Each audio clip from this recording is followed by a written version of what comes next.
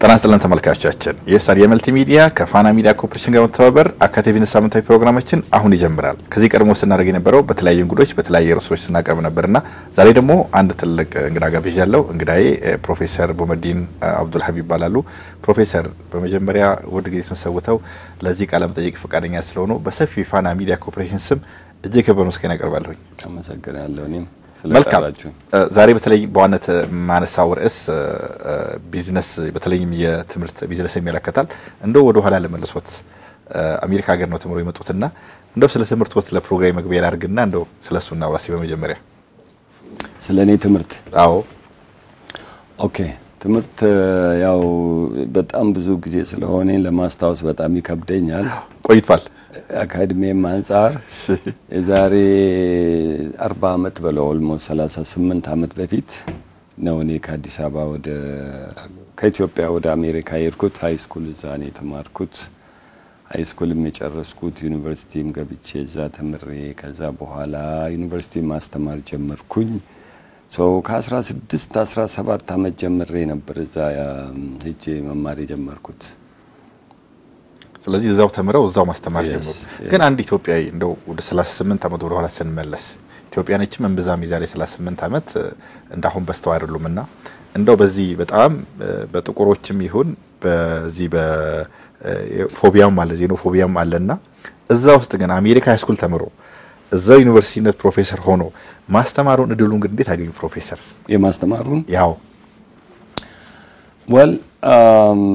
እኔ ተማርኩት ሁሉ ጊዜ ከኢትዮጵያ ከወጣው ሰዓት ጀምሮ ወደ ኢትዮጵያ መልሰኝ ነገር ነበር መማር የፈለኩት ምክንያቱም ለድሪሜ ቪዥኔ ወደዚህ ሀገር ተመልሼ የሆነ ከኢትዮጵያ ከምትሰራው ነገር ወይ ኢትዮጵያ ውስጥ መስራት ከሚችለው ነገር ጋር ማያዝ የፈለኩት ነገር ስለነበረ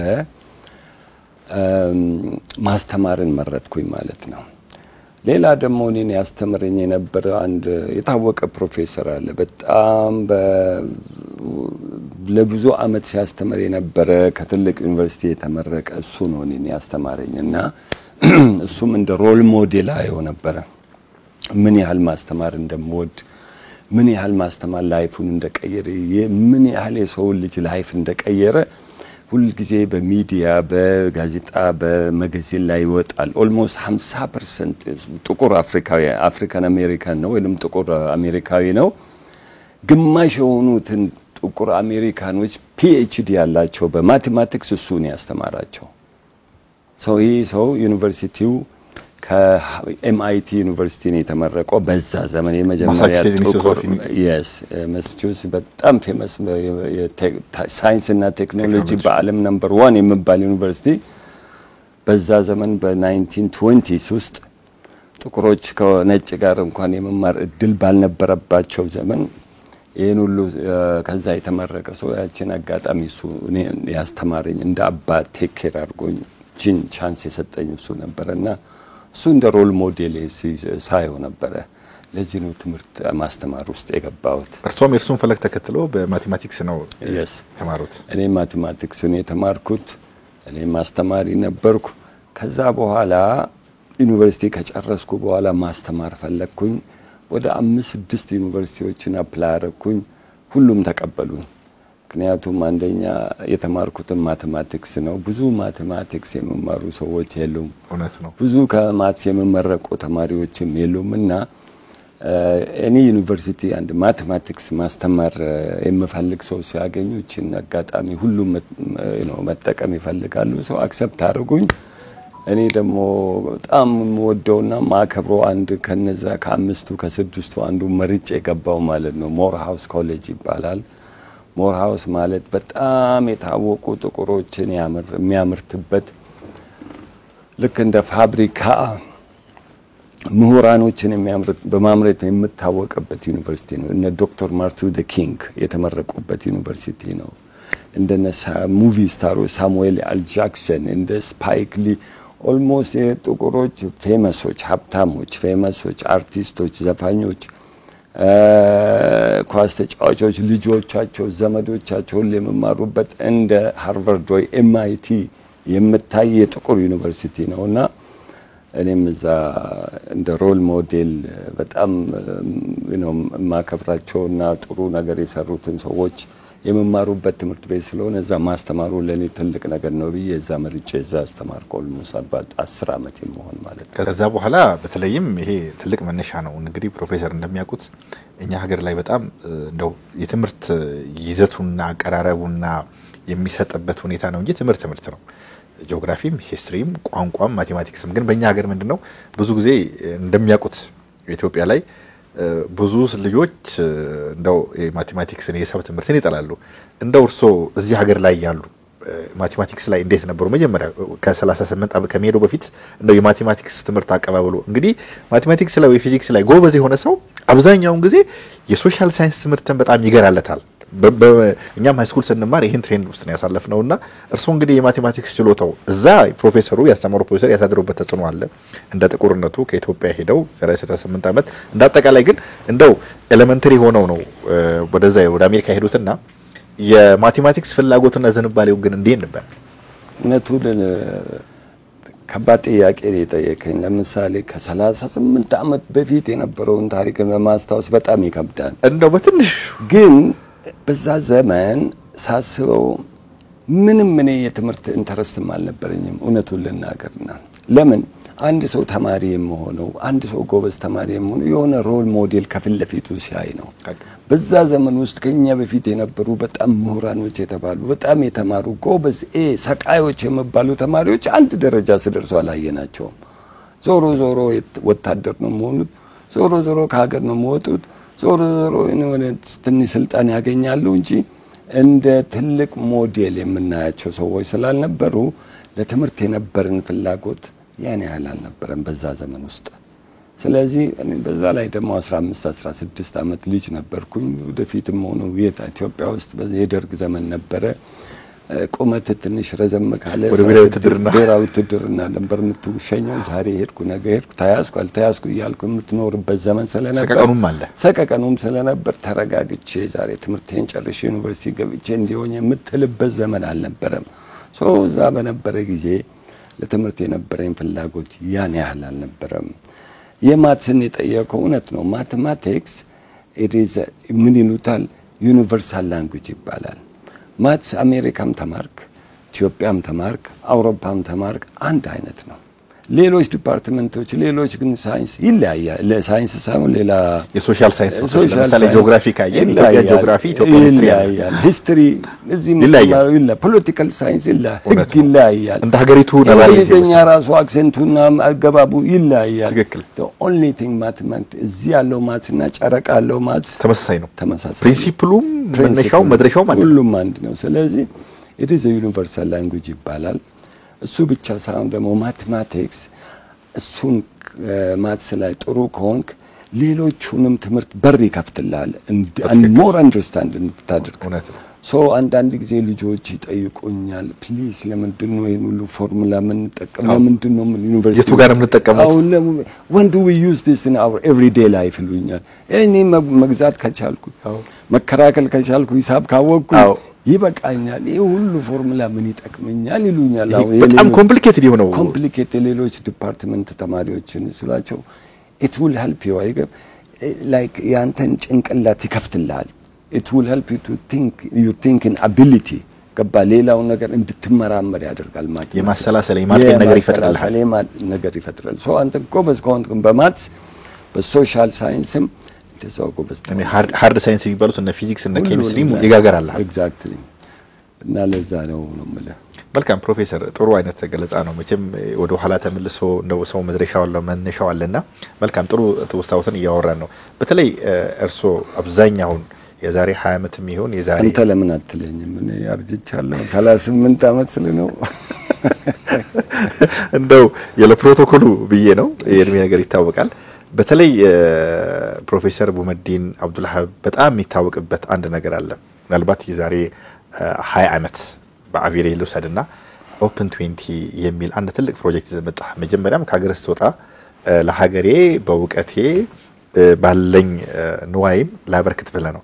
በተለይ እንዳንተ አይነት ምሁር ሰዎች ደግሞ ሀገራቸው ላይ መተው ሰውን ማስተማር ሮል ሞዴል መሆን ከአሜሪካ እዚህ ከዛ በጣም ኮምፎርት ዞን ከሆነው ህይወት ወደ ሀገራቸው ሲመጡ ለሀገራቸው ምን ያበረከቱ ነውና እንደው ኦፕን 20 ብለህ ጀምረሃልና ኦፕን 20 ነው እንዴት ነው በብዙ ሚዲያዎች ብዙ ጊዜ ተላልፏል የፕሮግራም አሁን ያለው ከቅርብ ጊዜ ግን ያለው ጀነሬሽን ኦፕን 20 የሚያውቅ አይመስለኝም ዝርዝሩ ጉዳይ ላይ እንመጣለን እንደ ኦፕን 20 ምን እንደሆነ እንደው አብራለን ፕሮፌሰር ኦፕን 20 ማለት 2020 ኦፕን ኮሌጅ ብዬ የጀመርኩት ትምህርት ቤት ነበረ ይሄ የተጀመረው በ2000 ነው ፕላን የነበረው በኢትዮጵያ በአውሮፓን አቆጣጠር 2000 ላይ ነው ይሄን ነገር የጀመርኩት በ92 ዓመተ ምህረት ማለት ነው በኢትዮጵያ ኦኬ አዎ ሶኒ አሜሪካ ያለው 2000 ሶ የኔ ፕላን በ2000 የጀመርኩት ነገር በ2020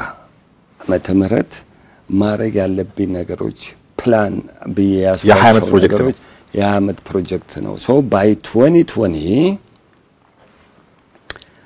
መሀይምነትን ከሀገር አጠፋለሁ ይሄ ደግሞ ዩናይትድ ኔሽን ያስቀመጡት ዩናይትድ ኔሽን ጎሎች ናቸው ከዓለም እናጠፋለን አሉ እኛም ደግሞ ከሀገራችን እናጠፋለን በመል እንደ ቪዥን ይዤው የተነሳውት አላማ ነበረ ማለት ነው በ2020 ዓመተ ምህረት ብዙ ነገሮች ይቀየራሉ ረሃብ ከሀገር ይጠፋል በሽታ ከሀገር ይጠፋል መሀይምነት ከሀገር ይጠፋል ኋላቀርነት ይወገዳል ኋላቀርነት ሁሉ ጥሩ የሆኑ ልክ አውሮፓኖች የደረሱበት ላይፍ ስታይል ደረጃ ፈርስት ወርልድ እንደመባለው እንደርሳለን የሚል እኔም በራሴ ቺን ነገር ከተሳተፍኩም ሌላም ደግሞ በአቅሙ በሌላ ነገር ይሳተፋል ሁላችንም ተባብረን ቺን ሀገር ወደ ደህና ነገር እናመጣታለን የሚል አላማ ነበረኝ ለዛ ነው 2020 ያልኳት ሌላው 2020 ማለት ደግሞ የማይችሎታ ቪዥን ፐርፌክት ከሆነ 2020 ይባላል በአይሳይት በሜዲካል ተርሚኖሎጂ ያን ሰው የግራና የቀኝ አይኑ በደንብ ማየት የሚችል ተፈጥሮ ልክ እንደተፈጠረ ያለ መነጽር ያለ ምንም እርዳታ ማየት የሚችል ከሆነ 2020 ቪዥን ይባላል ሶ የኔ ቪዥን ፐርፌክት ቪዥን የሚባል ነገር እየታብዬ ነበር የገባውትና 20 ዓመት በፊት የጀመርኩት ፕላኔ ምንድነው አሜሪካን ሀገር አስተማርኩኝ አዎ ጥቁር አስተማርኩ ነጭ አስተማርኩ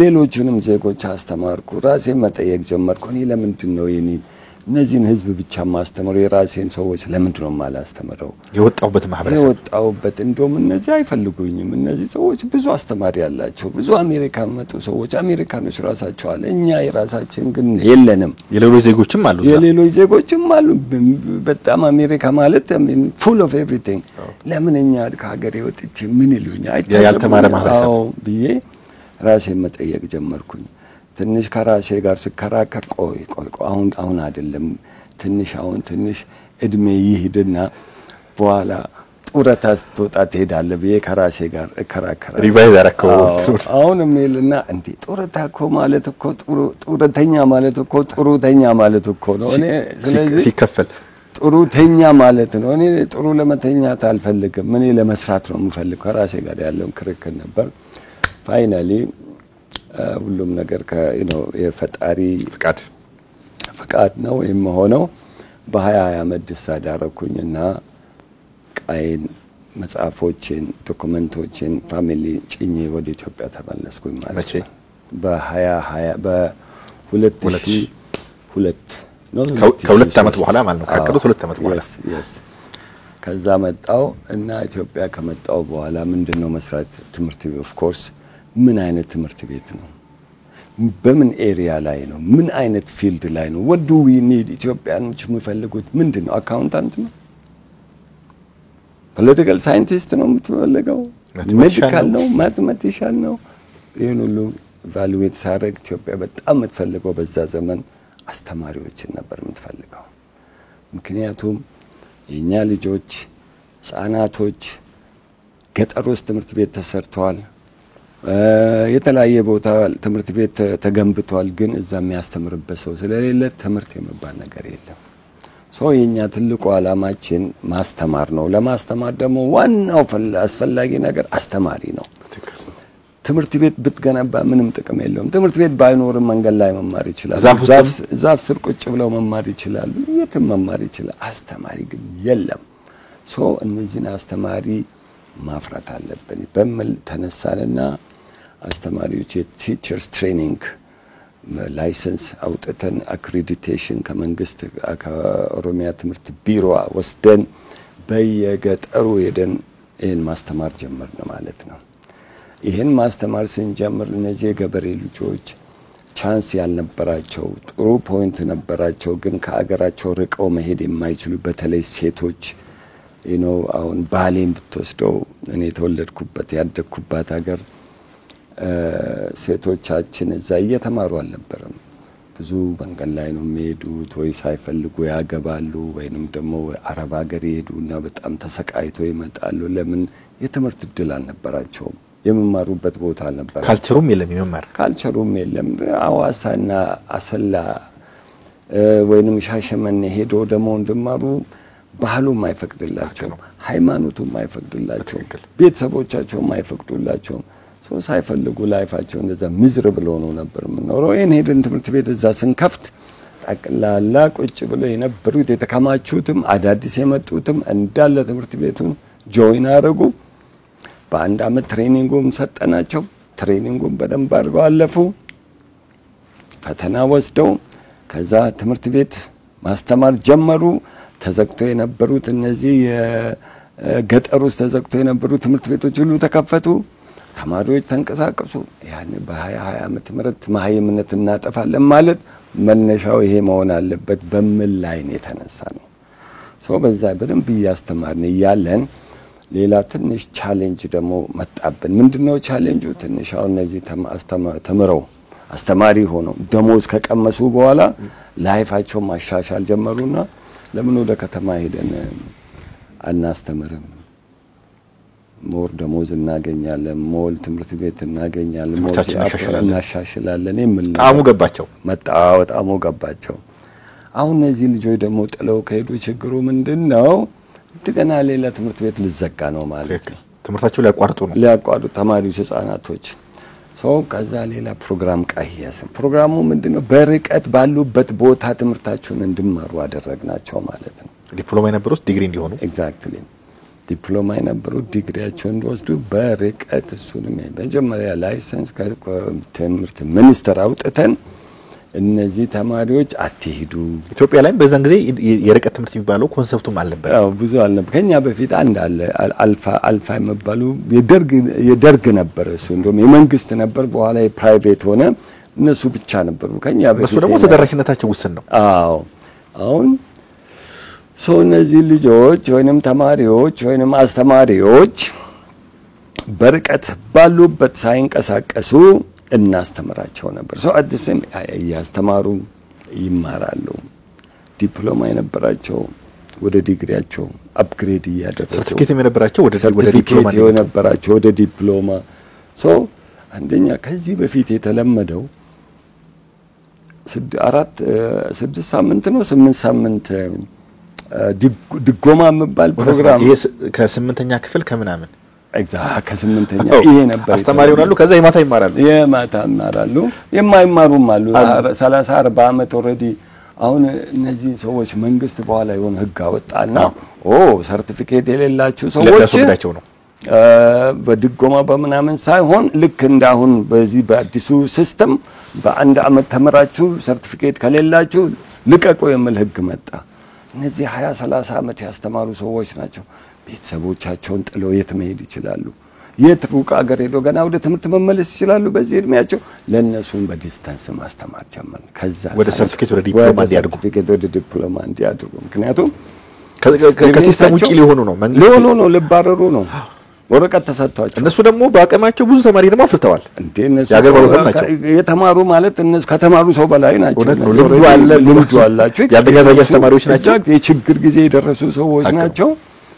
ገጠር አላሉም እዛ ወልደው እዛ ልጅ አፍርተው ልጆቻቸው ምን ሚስታቾቻቸው ንብረቶች ጥለው ገና እንደገና ዩኒቨርሲቲ ገብተው ኮሌጅ ገብተው ለማሩ ነው በዛ እድሜያቸው ከርሜም አንፃር አያትም የሆኑ ሰዎች ሊኖሩ ይችላሉ እና ለነሱም ይሄንን ዲስታንስ ኦፖርቹኒቲ ከፈትንና ሶ ባሉበት መማር ጀመሩ ሶ ባሌ የነበረው ቦሌ መመኘቱን አቆመ ማለት ነው ምክንያቱም እዛው ባሌን ቦሌ ያረጋሉ ማለት ነው እንደዛ ነው ላይፋችን ኤክስፒሪየንስ ይመስላል በተለይ የርሶ ይሄ ትልቅ ቪዥንም ነው ቪዥኖችን ደግሞ ፈጣን የሚደርቱት በአጭር ጊዜ ማሳክተዋል እንደው በንግግሮት ላይ ባሌ ተወላጅ ነኝ ስላሉ በዛን ጊዜ የሮቤ ድሮ ተቋም ይባላው የመምህራን ማሰልጠኛ ተቋም ይባላው ኢንስቲትዩቱ በዛን ጊዜ ነበር ወደ ዲፕሎማም ያደገውና እምብዛም በተለይ በኦሮሚያም ይሁን በሌሎች ክልሎች ትምህርት መስፋፋት አልነበረምና እርሶ ግን በባሌ ብቻ ተገደበ አልነበረም በመላው ኦሮሚያ በጣም መንግስት እንዳሉት ነው በጣም ብዙ ፕሮጀክቶችን ከፍቷል ባለፈው ስርዓት ትምህርት ቤትን በመክፈት የሚታማ አይደለም በዛ ልክ ግን ችግሩ ምንድነው ያንን ትምህርት ቤት የርዕሰ መምህራንም ይሁን በቂ መምህራንም በተለይ አንደኛ ደረጃ ትምህርት ላይ አልገፋምና እርግጠኛ ነኝ በመላው ኦሮሚያ ያላችሁ ኤክስፒሪየንስ ይመስላል ባሌ ላይ በጣም ሰክሰስፉል የሆነ ነገር እንደሰራችሁ ይታወቃል እንደው በመላው ኦሮሚያ ይሄን ትምህርት አዳርሶ ሰዎችን ሳይቸገሩ ከቦታቸው ሳይንቀሳቀሱ ደረጃቸውን እያሳደጉ ትምህርታቸውን እያሳደጉ በተለይ ያንን ማህበረሰብ ጥሎ ዓለም ያደረጋችሁት ኤክስፒሪየንስ ምን ይመስል ነበር ፕሮፌሰር የባሌን እንደ የባሌ ሰው ስለሆንኩኝ ወይንም እዛ ስለተወለድኩኝ ነው እንጂ የተናገርኩት በሌሎችም በኦሮሚያ ብቻ አይደለም በአማራ ክልልም እኛ በተለያዩ ቦታዎች ከፍተናል ከሚሴ አለን ኢቭን አንዳንድ ክልሎች በጣም አስቸጋሪዎች ናቸው ትግራይ ሁሉ ሄደናል እኛ ለመክፈል ቱቢያነሱ እዚሁ ግን ትንሽ አስቸጋሪዎች ነበሩ በእንትኑ ትምህርት ቢሮአቸው የሁሉ ቢሮክራሲው ከባድ ነው ስለዚህ ሌላ ጋምቤላ ላይ የለንም አልደብቀም እሱን እንጂ ሌላ ክልል ውስጥ ሁሉ አለን ሐረሪ ክልል አለን በጣም ብዙ ሰርተናል ሶማሌ ክልል በደንብ ሰርተናል ቤኒሻንጉል ሰርተናል ደቡብ ክልል ሰርተናል በጣም ብዙ ሴንተሮች እነዚህ ሁሉ ቦታዎች የትምህርት ቤቶቻችን ያሉበት ቦታዎች ናቸው እያንዳንዱ ክልል ከ10 ሴንተሮች የበለጡ ቤኒሻንጉል በጠይቀኝ ከማሺ ብትል አሶሳ ብትል ማአት ቦታዎች አሉ ሶማሌ እስከ ድንበር እስከ ኬንያ ጠረፍ ድረስ አዶ የሚባል ከተማ አለው በአይሮፕላን አንድ ብቻ በሳምንት የምትጓዝበት ቦታ ፈተናችንን ይዘን ምናችን ይዘን ምንሄድ አንድ ቀን አይሮፕላን ካመለጠ ሳምንት የምታድርበት አገር ወደ ቦራና ድንበር ነው አዎ ቦራና ሶማሌ ድንበር ላይ ኦዶ ዶሎ አዶ የቦራናና የሶማሌ ድንበር በጣም ጠረፍ ላይ ጎዴ ድረስ ሄደን አስተምረናልኛ አዎ እና ኦሮሚያ ባሌ ብቻ ሳይሆን ኦሮሚያ ብቻ ሳይሆን ኢቭን እንደ ኢትዮጵያ መካከለኛው ምስራቅና በአጠቃላይ በብዛት ሶ ምንድነው ቻሌንጆች የነበሩት ብዙ አሁን የምታየው እንደዚህ ቆንጆ መንገድ የተሰራበት ጊዜ አልነበረ መሰረተ ልማቱ በጣም ገና ነበር 20 አመት በፊት ወለጋ ለመሄድ 2-3 ቀን ይፈስድብን ነበር ፒስታ ነው መንገዱ ፒስታ እንደውም ደህና ነው ሌላ ስም አውጣለት በጣም ከባድ በጣም ባሌ ብትሄድ እንደዛ ነው የለም ጅማ ብትሄድ ሁሉ ቦታ የተበላሹ በፊት ጣሊያን ዘመን የተሰሩ መንገድ ነው የጅማ መንገድ የነበረውኛ ስንጠቀም ተበላሽቷል ሶ ሆቴል የሌለበት አገሮች ናቸው ስንሄድ ሆቴል የለም ያለው ሆቴል አንድ ሁለት ሆቴል ነው ለዛም ሽንት ቤት የሌለው ሆቴል ነው እዛው ስናድር የነበረው ማለት ነው